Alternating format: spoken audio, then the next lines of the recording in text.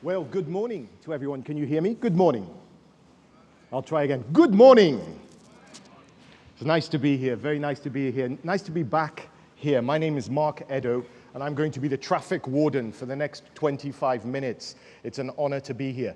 Now, we often hear about how Africa is home to the world's fastest growing economies and how domestic investment has tripled over the last decade.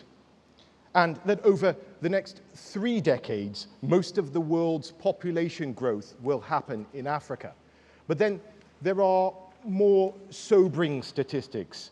Africa holds a less impressive distinction for being the home of the most unequal societies. Clearly, we need to think more carefully in terms of the quality of jobs, the quality of growth, and the kind of policies that need to be put in place in order to ensure inclusion. Now, anyone following African business news over the past few months would have seen the eye-catching headlines, "Sim flies solo" and "Sim goes it alone." In September this year, Standard Bank appointed Tshabalala as the sole chief executive officer, ending a dual role that he had with Ben Kruger.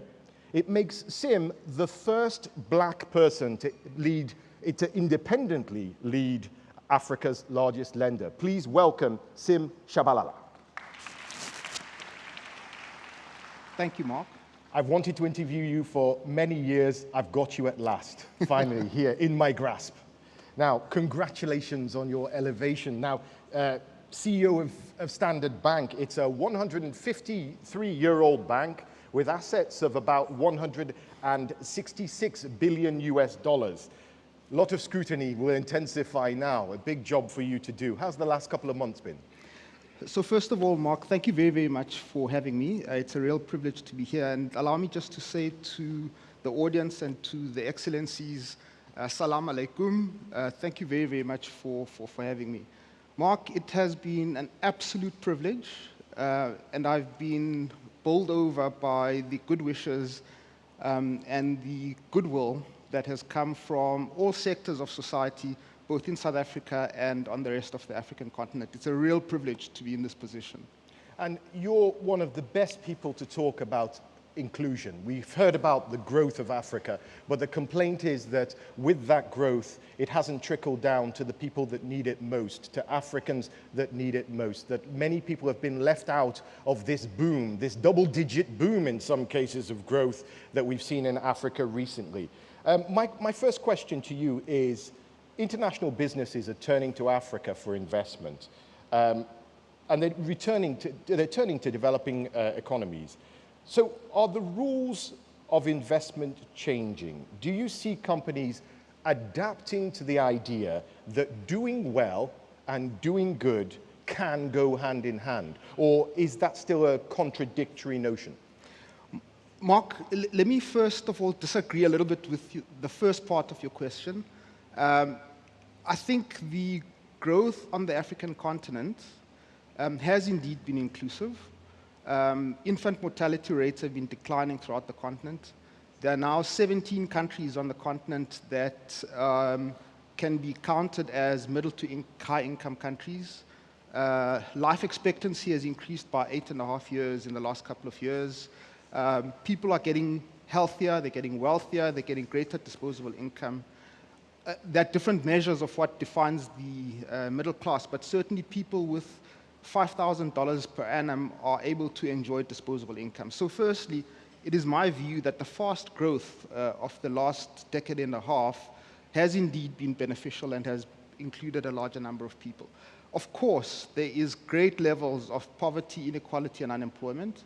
And the solutions to addressing those are not unusual. They're not different for the African continent. And if I may summarize them, they are, first of all, policy certainty, better macroeconomic and regulatory environments, legal certainty, the sanctity of contract, constitutionalism, and the ability to have confidence that if you own property, you will be able to enjoy its benefits, and therefore, as an investor, you can invest and repatriate your returns. Thirdly, regional integration. You and I have spoken about the incredible work done in East Africa, and indeed the Africa Free Trade Zone that is currently under discussion. And then, of course, you need better both soft and hard infrastructure. And lastly, you need better and more sophisticated education. With those prescripts, there are examples of countries on the continent that are doing exceptionally well in implementing those. Kenya is an example. They're now growing at 6%, notwithstanding the challenges that they've just endured. Tanzania is growing at 6.8%. What can we learn from those good examples? What can we learn? In the case of Kenya, Kenya is now the leading ICT country, I think, on the continent, and definitely one of the leading countries in the world. What have they done? They've improved the ease of doing business. They've just been ranked by the World Bank as the 25th in terms of ease of doing business, together with Mauritius and Botswana, so improving the ease of doing business. The laying out of fiber optic cable on the East Coast, making it easier to have internet access. Changes in legal and regulatory environment, making it easier to open companies, to form companies, etc. The improvement in the university system, the merging of innovation and education, and it's an excellent example. I could also use the example of London, where you were educated, as a fintech hub and an example of what is possible along the lines of what has happened in Kenya. Why fintech hubs are important? Because they are helping us prepare for the fourth industrial revolution. What do you need for that purpose? You need low tax rates, good labor laws, good universities, such as the one you went to, University College of London and Imperial College, strong finance institutions that crowd in venture capital funds, that help develop new financing techniques, make it easier for venture capital funds to enter, and create incubators for SMEs that can enter the system. And again, the example here in the UAE, here in Dubai, is a great example of what can be done. So what role does entrepreneurship play in ensuring that those young Africans we talk about can prosper and then the numbers can grow? I mean, what part does it play? I mean, one thing that comes to mind is that you think about, have you ever read the book 48 Laws of Power? No, but you can tell me about it. Well, in the 48 Laws of Power, the second or third law is always appeal to their self-interests. So you have to make it commercially viable to do good for a company, first and foremost. Calling on their moral or ethic obligation only gets you so far. So how do we do that? How do we make it so that it's commercially viable to do good and to invest in these young entrepreneurs, for example?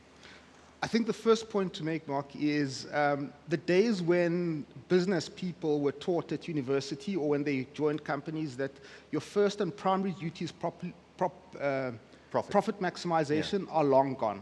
Yeah, it's no longer legitimate nor valid to teach people that.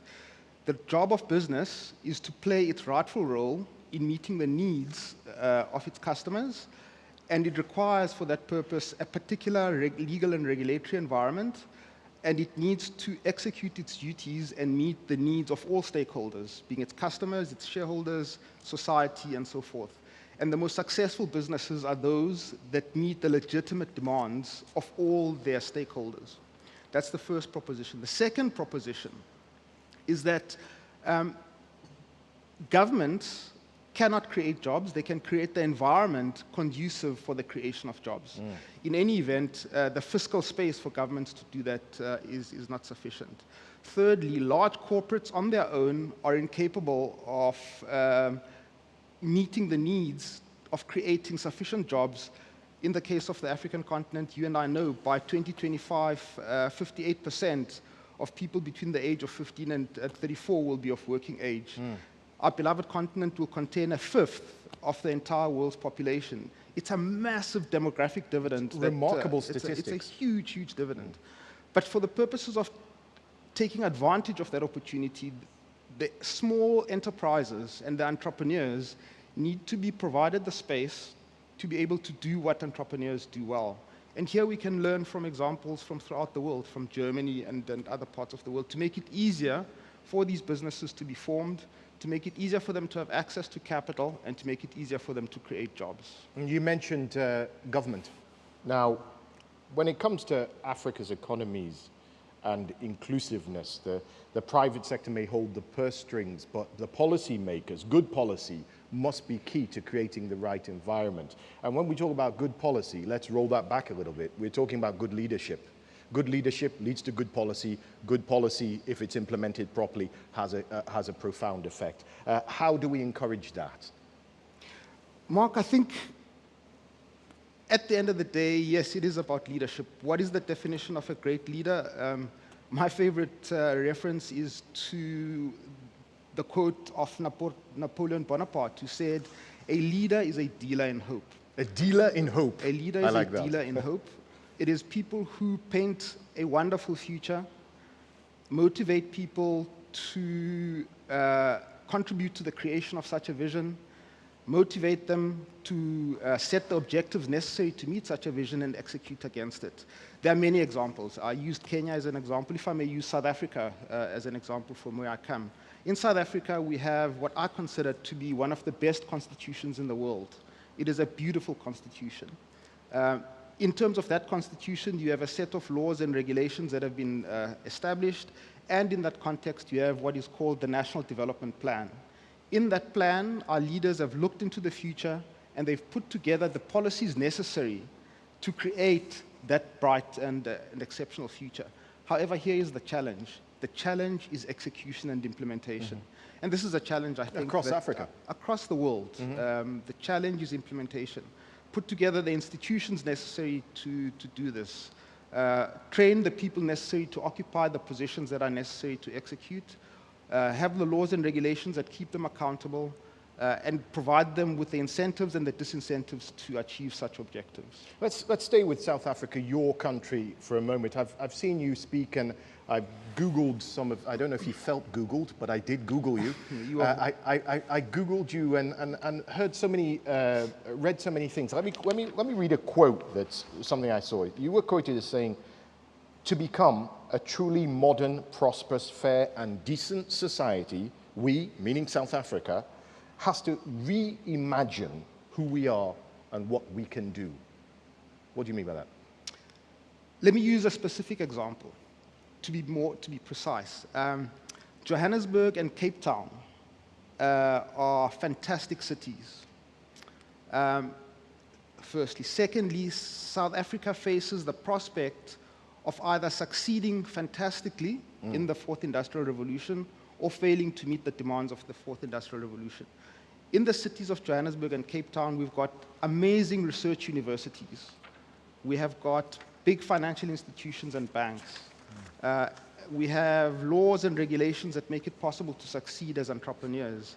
And our challenge is how to make that network, those fintech hubs, as I call them, a great success. In competition with other parts of the world, London, Singapore, indeed Nairobi, and Lagos. So how do we reimagine ourselves in the Fourth Industrial Revolution? What must our education system do to prepare our people for the Fourth Industrial Revolution? How are we going to deal with artificial intelligence, robotics, and big data? How are we going to create a cohort of young people with the knowledge, skill, and talent that will make them competitive in that environment and therefore make South Africa's national competitive advantage even better so that it may compete with other parts of the world? That's what the reimagining is about. How do we use the current resources that we have to generate growth that is between 5 and 6%, which is what we need in South Africa to deal with the scourges of poverty, inequality, and unemployment? And you're talking about growth, 5, 6%. If you look at China, the China example, and I know that you're a scholar of the Chinese phenomenon, they saw up to 10% growth in order, and investment. You need a massive amount of direct investment into Africa to make that happen, right? At the moment, are you confident that going forward that both FDI, foreign direct investment, and domestic investment is going to rise for us to achieve those levels of growth that we saw before? Because we really need to look at 6, 7 to 10% growth in order to see any transformative changes in any of the African countries, don't we? Mark, it seems to me we already have the ingredients of that. In the next 2 years, the African continent will grow at above 4%. It's currently dragged down by the largest economies on the African continent being Nigeria and South Africa. Yes. But I would offer to you that both Nigeria and South Africa will pretty soon deal with the legal and regulatory challenges that they face and deal with the environmental factors such as the oil price, and they'll soon be growing at trend rates. I've got no doubt about that, which will then contribute to greater continental GDP growth. For me, there are such shining examples that one can point to that show you that growth can be fast. And so I referred, for example, to a couple of countries that are growing really fast. The statistics show that the fastest growing African countries do not have resources. They don't have oil. They don't have gas. Oil, they don't have gas. Mm-hmm. But what have they got? They've got fantastic laws and regulations. Yeah, good rule of law. They've got great institutions. Mm-hmm. They've invested heavily in education. They've protected property rights. You as an investor know that if you invest, you build hard infrastructure, you will generate returns sufficient to meet the risks that you confront. And as I said, the East African countries have done fantastically well in that context to prove this proposition that such fast growth can happen. You don't need resources for it. You can have decent policies, great education, to go back to the issue that we're talking about, and build strong soft infrastructure. Could I use an example where this comes together? There's a company called Zipline. Zipline. Zipline, yeah. And colleagues and friends from Rwanda and Tanzania would be familiar with this example. This is a company formed by an engineer, a Harvard graduate. The company delivers blood, so it's a blood transfusion service to people that need it from hospitals to different parts of Rwanda. So someone jumps on a motorbike and then... No. Somebody puts the blood in a box. Yes. It gets put in a drone. They use laptops to navigate. The drone flies. It looks like an airplane. Wow. Instead of the motorbike, it then gets flown and gets delivered to the rural area where it is needed, by way of example. That's amazing. It's an incredible example of where innovation meets need and meets social infrastructure. The consequence of that for life expectancy, for human development in Rwanda has been extraordinary. Now you can imagine how you can extend examples such as those. How about using drones such as those to deliver laptops to different parts of communities? Allow people the regulatory space to be able to innovate, give them the resources that they need to do a zipline, and you can replicate these examples infinitely. And it's just one little example of what is possible. Can we talk about agriculture? Because we haven't mentioned agriculture here. Now, I believe agriculture, and I know that you do, holds the key when it comes to alleviating poverty and hunger. Its development must be one of our top priorities. And in Standard Bank, I'm sure this is probably one of your rallying cries. 2/3 of Africans currently earn their living from fisheries and agriculture, yet the continent imports $35 billion of food to feed its people in the continent of Africa every year. That is something that needs to be reversed. When we're talking about inclusion, when we're talking about the fight against poverty, we're talking about scaling up agriculture and scaling up fast. What are your thoughts on that? My thoughts are as follows, Mark.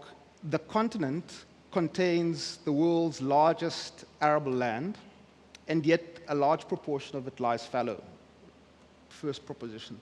The second is that if we could encourage ourselves and find innovative ways of integrating the continent into global value chains, we can derive a lot of benefit in partnership between government and small-scale farmers. If I could use an example where that kind of partnership is illustrated. One of our biggest clients, and we're proud to be of service to them, is a company that you would know, IB InBev. IB InBev purchased a company called SAB Miller, which was one of the continent's most stellar companies. And they have a program of integrating communities into their value chain, which is therefore part of the global value chain. And so they source agricultural goods, such as sorghum, from local communities.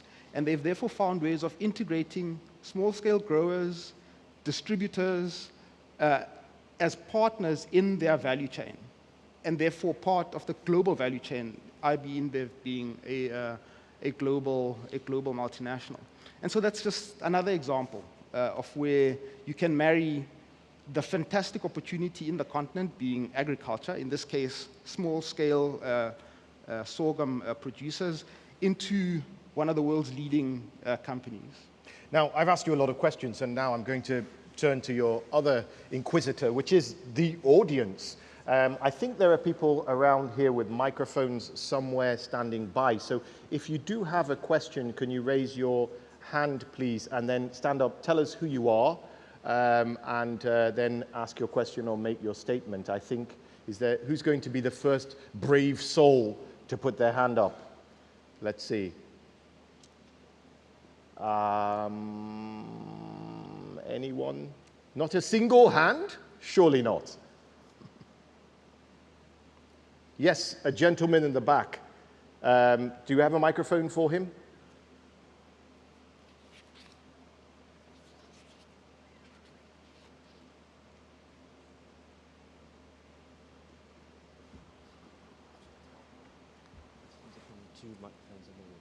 Okay, great. Okay, yes, come forward. There are two microphones right here and here. Yes. Good morning. Good morning. My name is Mustafa Sow from Senegal, and managing an investment banking advisory firm based in Senegal, which focus on emerging markets, Africa, and intra-African trade. The question I have to Mr. Sim is relating to the promotion of intra-African trade. What I mean by intra-African trade is not necessarily trade, but investment as well. Other CEO of Stand Bank, sorry, but the CEO of Stand Bank. I'm sure that happens a lot. Happens a lot. There are elder cousins, Stand Chart. Yeah. Mr. Sim, the question I have is, other CEO of Stand Bank, what do you think that your institution can do? I'm pretty sure you're doing a lot of things, mainly on the, Anglophone countries. Your presence in the Francophone countries is very limited. And one of the interesting things about Africa is the way it's divided between the Anglophones and the Francophones. And if you're looking at the flow of business between these two, the Francophone and Anglophone countries is very limited. And a great example of that, I wouldn't say divisions, but disparity would be an institution like Stand Bank, which is probably the largest bank in Africa, doing very little in the Francophone countries.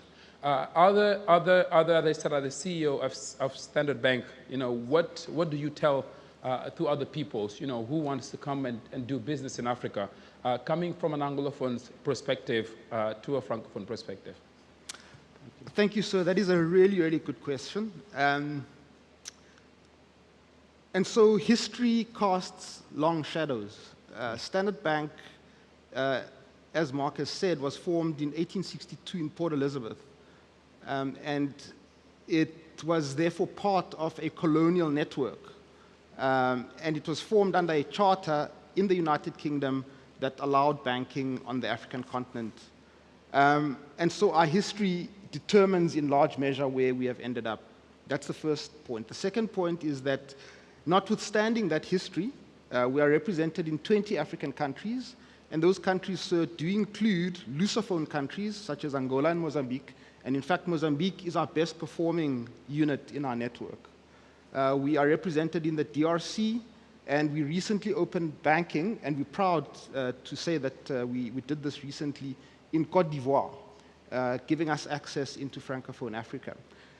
Your point about intra-Africa trade, I think, is very valid, very important, and I agree entirely with you. What do we do as a bank? We encourage our customers and we encourage our regulators to find ways of reducing barriers that exist between trading nations. And I used East Africa as an example. The authorities in that region have done a fantastic job to knit together that community.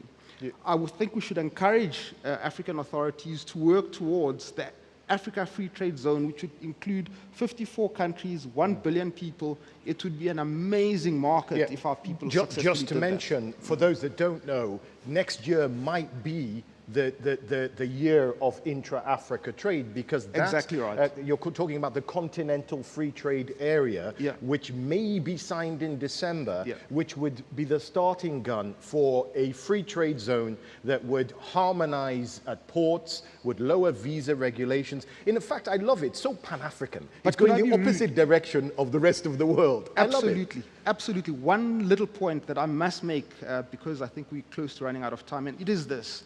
What can Standard Bank do to stimulate all of this? Precisely what we're doing by being here today. I said to you, we're represented in 20 countries on the continent. We're represented in several others outside the African continent. We're also represented in the world's leading money centers, such as the UAE. We're proud to say that we've got people here in the UAE that do work to knit international finance to the African continent and stimulate intra-Africa trade and investment. So to round up, even though there might be a misty optic in the future of Africa, we are optimistic, are we not? Leaders are dealers in hope. Leaders are dealers in hope. Thank you to the leader of Standard Bank, Tshabalala.